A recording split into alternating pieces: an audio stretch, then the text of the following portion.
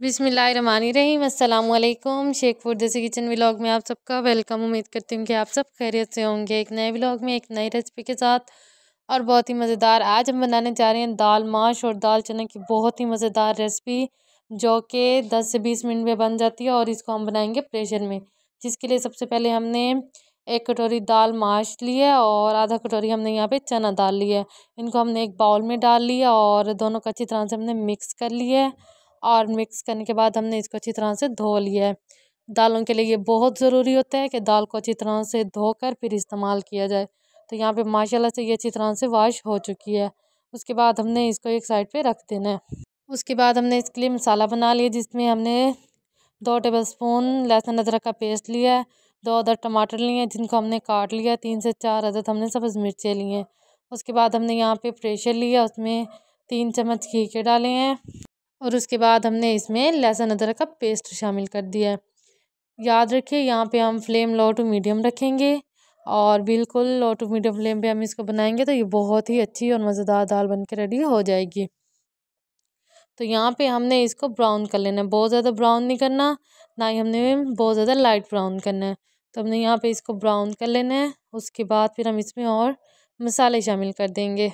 दाल माश और दाल चना बहुत से तरीक़ों से बनती है, लेकिन ये तरीका सबसे ज़बरदस्त है। तो यहाँ पे माशाल्लाह से ही अच्छी तरह से ब्राउन हो चुका था लहसुन अदरक का पेस्ट। उसमें हमने टमाटर और सब्ज़ मिर्ची शामिल कर दी हैं।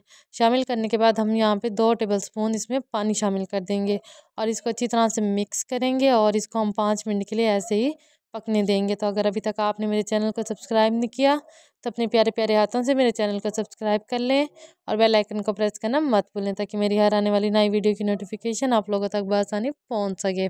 तो यहाँ पे माशाल्लाह से 5 मिनट गुजर चुके हैं और हमारे टमाटर और अच्छी तरह से गल चुके हैं। अब इसमें हम मसाले शामिल कर देंगे, जिसमें हमने सबसे पहले 1 चम्मच नमक का डाला है, 1 चम्मच इसमें पिसा हुआ धनिया डाला है और 1 चम्मच इसमें हमने लाल मिर्च पाउडर डाला है और 1 चम्मच इसमें हम हल्दी पाउडर डालेंगे।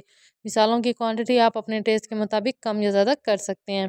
तो ये इनको हम चम्मच की मदद से अच्छी तरह से मिक्स कर लेंगे। इस तरीके से जब हम दाल बनाते हैं ना, जब आप इस तरीके से दाल बनाएंगे और खाएंगे तो आप चिकन को भी भूल जाएंगे। इस तरीके से बहुत ही मज़ेदार दाल बनती है और बहुत ही जल्दी बन जाती है।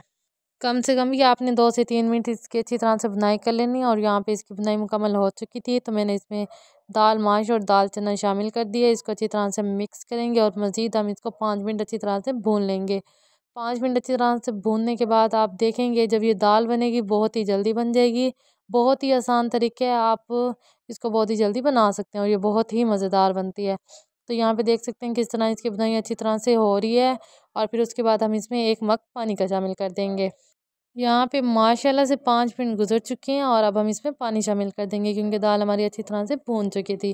पानी शामिल करने के बाद हमने इसको चम्मच की मदद से अच्छी तरह से मिक्स करना है और उसके बाद हम इसको प्रेशर दे देंगे। कम से कम भी हमने इसको 20 मिनट का प्रेशर देना है और बहुत ही जल्दी बहुत ही मज़ेदार हमारी दाल बन के रेडी हो जाएगी। आप बनाएंगे तो आपको भी ज़रूर पसंद है, लेकिन आपने याद रखना है फ्लेम हमने लो टू मीडियम ही रखना है।